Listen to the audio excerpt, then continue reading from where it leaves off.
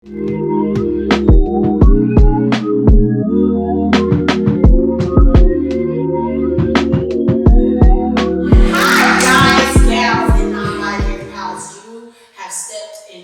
the box, and as you can see, I have some beautiful, handsome, black people in the building with me today that I have the privilege to talk to.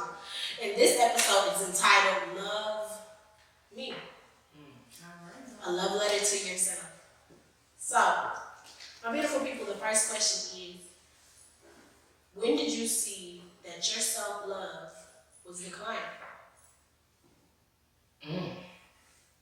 We're going to give everybody a second to think. And then, as always, the first person who wants to start us off can start us off. I heard the rejected in the background. All right, I'll be the person. I'll be the person to start off, and then I'm going to kick it to Darenisa. So, for me, right, I saw my self-love declining when I was about 6th grade. I went to an all-black elementary school, middle school, which was a really dope experience in theory. But 6th grade with a lot of black people, it's a little rough. You know, it was kind of a little bit. And I remember this dude touching my hair and was like, "You got good hair, but your face ugly." And I remember that to this day.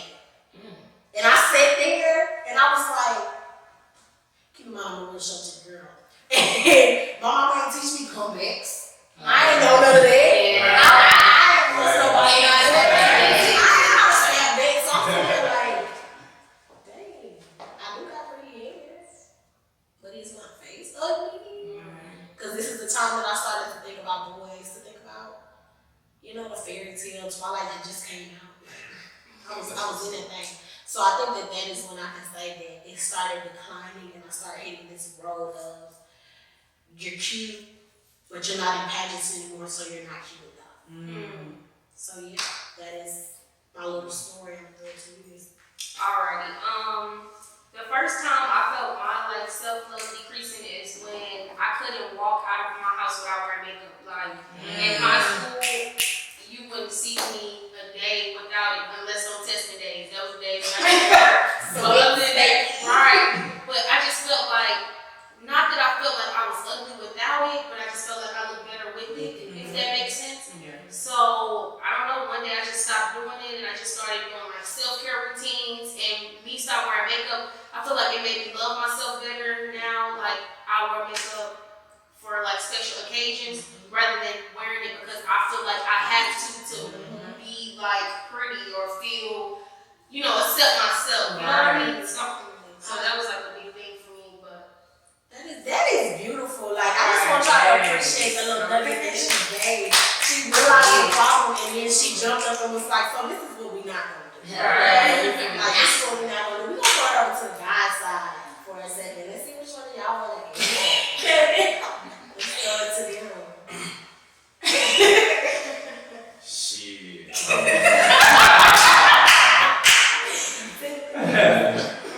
I guess I felt my self-love declining when I felt like I was really a light skin. Like when I really know some real shit though. Like I really looked in the mirror and was just like, you know what I'm saying? Why me? Like why I gotta be emotional because I'm light skinned. You know what I'm saying?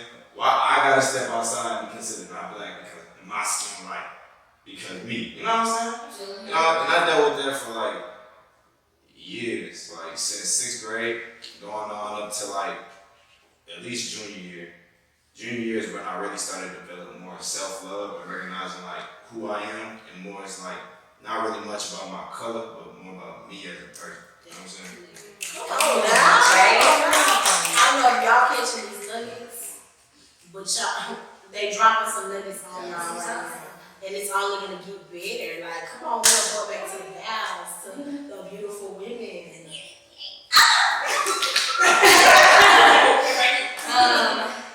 So I would have to say that the first time I really acknowledged that my self-love was on a decline, I'm kind of like somewhere between the two of you. So I had a young man, a group of young men. I was in high school, freshman in high school.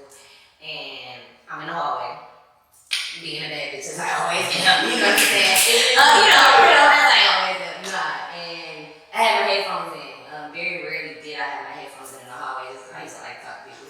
And I was having a real everything. I put my little headphones in, had my little my little tights on, we probably were supposed to have on in school, it's okay. And there was a group of dudes behind me, literally, I'm talking about in the middle of a song change. All I hear is that ass fat. She ain't it. I kind of get to looking around like, dang, they ain't always gonna next to me. Like, it's kind of just me, that right here. So, me being jazz, I turn around like, who you talking about? Sure enough, everybody started laughing. Ouch. Alright, cool. So that was about me. And I guess with that, it started to become, you start kind of believing it for a period of time. And so for a while, I couldn't walk out the house. Like I said, I was in between y'all. I couldn't walk out the house and nothing that didn't show his ass. And nothing that didn't show that I had a little bitty stomach. You know what I'm saying? Because at one point I felt like that was all that I had. I had a pretty face. I had a brains and my mama birthed me with, you know what I'm saying? I just had, and the body that I had as an athlete, but that was really when my self-love just started to, because at that point it was like, the world sees a piece of me, shit, I guess you are. So, that was me. It's getting real. It's getting real. Let's throw it back to the men. I can honestly say that in my life, I gained self-love. I never really had a sense of it, right? I had it. Like, whenever I was born, starting off growing teeth and shit, I developed something called, I think it was called fluorosis or something, like on my damn teeth. And like people would talk about me, kids at school, and I had a huge ass gap. So it was like a double whammy. And so I'm at school, my mama, please help me. And like I am coming home crying. And then she went and got me braces. And then I thought everything was cool, you know what I'm saying? But being a Christian in my home was much different than everybody else's lifestyle. I couldn't go out and party, none of that. So I am pushing myself to try to make every girl I see, hey look, I wear suits, I do this, and so each girl, I'm just going through searching for love, and then telling myself, damn, I wasn't good enough. And then come to a point in my life to where I realized I wasn't even good enough for myself. So then, once I realized that, I said, man, I gotta love Kev as much as I might have put effort into everybody else, I gotta put that in me. So I sort of just gained my self-love probably about a good couple of months ago. Come on, amen. Come on.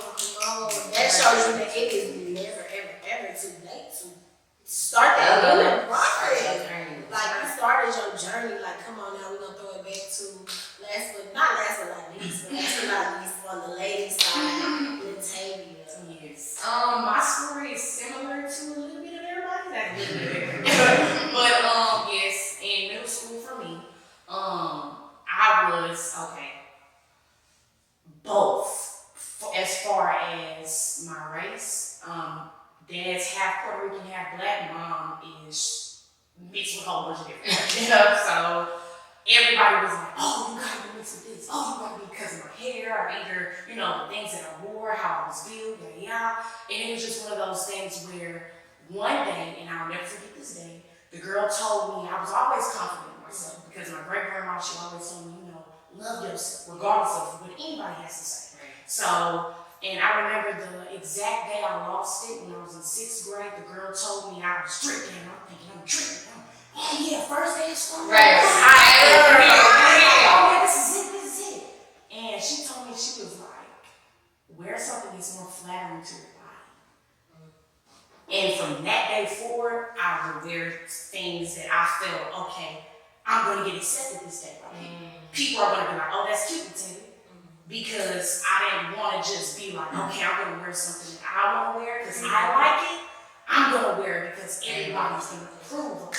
You know what I mean? And this is where it gets similar to yours. I just recently gained gain my self-love. Yes, Last year, it's 2020, just gained my self-love full. Like, I love me. And I can look in the mirror and actually be like, I love you. Yeah. It was times where I looked in the mirror and I would be disgusted. Like, what am I even looking at right now? Because of what society told me I had to be. You know what I mean? And now I'm just big, bright, whatever. I don't care. Like, it's me. I'm here. You know what I mean? So, yes. And then we're gonna throw it back over to last but not least, Free. Well, you know, self-love is a journey that is continuing. I would say the self-discovery came, I think, my second breakup. You know, oftentimes when you love someone, you get so consumed with trying to please them and trying to satisfy them. So you make sacrifices. You know, you get out of your way to line up with them. And when they leave you, you're lost. Yes. You know what I mean? And I think when I got out of that long-term relationship and I had a moment to myself, you know, because we can distract ourselves with all type of stuff, you know, and I'm able to look in the mirror and say, well, who are you? You know, what do you want? What do you love? You know her favorite color, her favorite movie. You know everything about her, but what about you? We lean on the other person to give that definition, and it becomes problematic. So I've learned I gotta love me first, you know, and I gotta set the tone.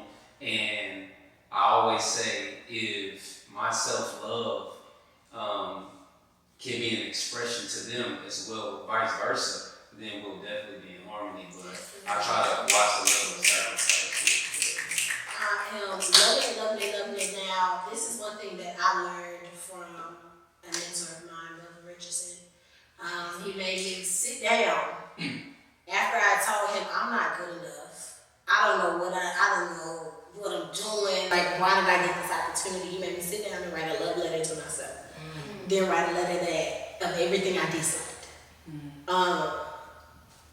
Keep in mind the dislike letter, it was good. Finish it.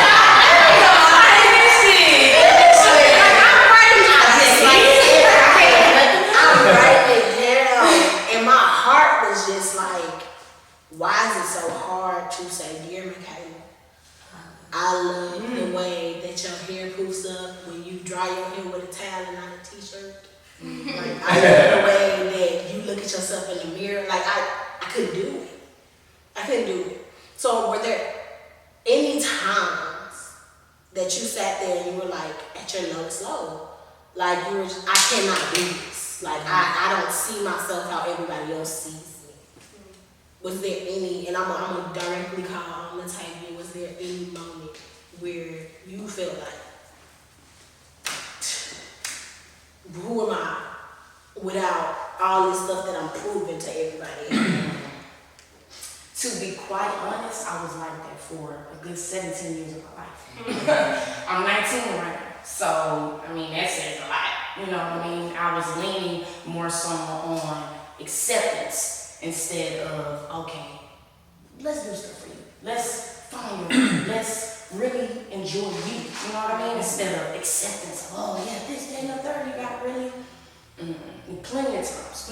I'm finally to the point where I'm just like, yes, I'm free. I'm liberated. I can really be me and stand in it. You know, and not really care. And I feel like that's something that is so powerful, like standing in, hey, I don't give a damn what anybody thinks. Like, I don't care. Like, my god brother, for a hot little minute, ran around the house and was like, I don't care. She don't care. It was at the point where I was like, is he okay? Like, my little sister was in the car with him and was like, I don't care, Jalen. I'm playing my game. And he said, her don't care. And still to this day, when I think about, okay, well, they don't like the Southwick, I hear him in the background say, her don't care. Like, and it's just that one pick-me-up moment. So, Kevin, what's one moment that, like, you was like, oh, forget them. Forget everybody else. And let's see what Kevin think about Kevin. Facts. It was definitely that And man, that Come on, Kev, talk about it. I just knew walking into this room, like I gave my all, and then I saw my judges though, and saw their skin of color, and I was just like, this is not about to register to y'all at all. So it's kind of like they already off rip put up a wall, and once that shit dropped, and I saw I wasn't on them, I walked away. I dropped one tip, wiped it off, and said, shit, I got college, I ain't tripping. Yeah. So that's how that went. So, but it was tough. It was pretty tough because all that you have for yourself is the best. That's all that you want, but everybody deserves the best. So, yes. And I think you got that, Kevin. Definitely. So it's crazy because I'm sorry, but I'm really similar to Kevin actually. College speech gave me that I don't give attitude because in high school it was so. I mean, I was good in high school. You know what I'm saying? I was winning in high school, and we had all of these super woke pieces in high school. And while I was quote unquote woke, I had people just throwing pieces at me, throwing topics at me that I really didn't comprehend or take the time to comprehend, but I could act. So they was just like, oh, boom, you're this powerful black woman, here you go. And not until I got to college, and literally this girl, we were from my freshman year in college. I was on the top recruits my freshman year, going into college. This girl was a senior, and we were performing the same BI. And literally, everybody around me is like, nah, James, change your beat, bro, change your beat, bro. I'm like, nah, bro, don't even do yourself like that. I walked into my coach's office and I said, you comfortable with me running this? He was like, are you comfortable running it? I said, you trying to win a national champion? I said, I'm gonna, excuse me, I'm gonna damn, who running this piece? Everybody on the circuit could be running me. I know when I walk in this room, I'm gonna give my all, I'm gonna tell my story, and I'm gonna change a life. That's all I'm here for. I don't care if I get the 1 or the 6. So that was my own damn. And that's something that it registers so much with me. I think with everybody here, you've always had that moment where everybody is like, no, you shouldn't feel this way. You shouldn't feel this way. You shouldn't feel like you love yourself. You shouldn't feel like you're pretty enough. You shouldn't feel any of that. And then you finally do. So, last question, and I want everybody to answer this beautiful last question. If you could write a love letter to yourself, what would be your closing sentence? For me, I know that my closing sentence is for the ups and downs that you've had. I still appreciate you, and I appreciate everything that you're doing and everything that you're going to continue to do. Whether you feel happy or sad about any of it, I appreciate you, Michaela. Love, M.Antasia, because that's how I signed it. And that was my last closing sentence. So I wanna hear you, if you just finished this beautiful love letter to yourself, what would be your closing sentence? The hardest part of every letter is closing it. So what would be your closing sentence? I'm gonna start off with Lisa. I think my closing sentence would be that I promise to always forgive myself for my mistakes, because I know that if I don't forgive myself, then I can't go on my journey in life. And I have to accept myself for the things that I mess up on, or accept myself for the things that I may not understand at that point in life. So I would just promise to always forgive myself and for myself before anything. I'm gonna throw it over to Chris. What would be your closing sentence? I would tell myself, you're never the option, you're always the standard. Oh, hell no! I live that. Never the option. Yes. I'm gonna throw it to the table. Simple and sweet, stay true to yourself. Yes, ma'am. Don't get off on something. Trey. I'd probably close it off with it's all on you. You know what I'm saying? You can't make change if you don't want it for yourself. If you don't start to do it, then you ain't gonna finish it. You know what I'm saying? Come on now, Jazz. I would probably have to say, Jazz. For all the times you forgot to love yourself, baby, you still got time. So start loving yourself. Anytime you think about putting always think about it like driving that vehicle. If you put your head down, you can't see what's in front of you. Keep pushing. Love kid. I am so grateful for everyone who is watching this episode and everybody who will watch this episode. I want y'all to remember to follow us on social media platforms, on YouTube, on everything. And please keep up with us. And I want you tonight to go home and sit down in your bed at your desk and write yourself a love letter. And actually mean it. And know that loving yourself is a journey that we all are continuously going through. I love y'all and thank you for stepping inside.